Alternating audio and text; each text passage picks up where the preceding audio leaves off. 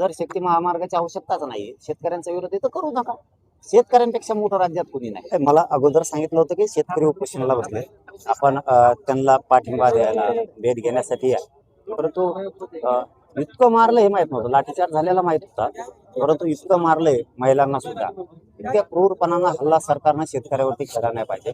कारण मुख्यमंत्री साहेबांची, फडणवीस साहेबांची जबाबदारी आहे. हे शेतकरी हे आपण सांभाळला पाहिजे.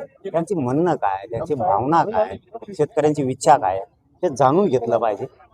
उगाच शेतकऱ्याला वेठीस धरायचं, त्यांच्यावरती बळाचा वापर करायचा आणि बळच मोजण्या करायच्या, हे सरकारनं करू नये. त्या संदर्भात मी आत्ता म्हणजे मगाशी सुद्धा मुख्यमंत्र्यांच्या ओळीनं सुद्धा हा निरोप सांगितला होता आणि शिंदे साहेबाकडे मी हे काही खातं येते, त्यांच्याही ओळीला निरोप पाठवला होता. आता ते ज्यावेळेस अधिवेशनातून रिकामी होते त्यावेळेस मी त्यांना पुन्हा सांगेन की ही गंभीर विषय आहे शेतकऱ्यांचा, शक्तीपीठ महामार्गाचा.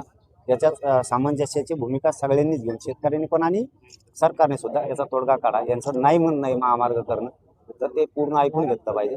तेच आता बावनकुळे साहेबाला सुद्धा बोलतो की तुमच्या मंत्रालयाच्या अधिकारात हा विषय आहे. भूसंपादन हा मंत्रालयाचा विभाग चंद्रशेखरजी बावनकुळे साहेबांकडे आहे. त्यांनी आता अधिवेशनाच्या बाहेर येऊन हा विषय बोलले की आम्ही शेतकऱ्यांना सगळ्या बोलून घेतो.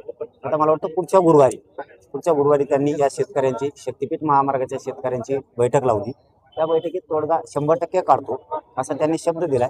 आणि मग त्यांनी सांगितलं की आता सगळ्या शेतकऱ्यांनी पोषण सोडून घ्या. जर शक्ती महामार्गाची आवश्यकताच नाही, शेतकऱ्यांचा विरोध आहे तर करू नका.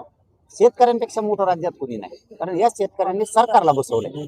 सुखी समाधानी मंत्री आहेत. कोणाच्या जीवावरती ते शेतकऱ्यांचे. शेतकरी सुद्धा सुखी समाधानी राहायला पाहिजे ना, ही भूमिका सरकारची. म्हणून आता बावनकुळे साहेबांनी चांगला विषय हातात घेतला म्हणायचं. उलट त्यांनी रिस्पॉन्स दिलाय की ठीक आहे, मी शेतकऱ्यांची चर्चा करायला तयार आहे आणि मार्ग पण काढायला तयार आहे. एकदा बसलं पाहिजे या मताचा मी.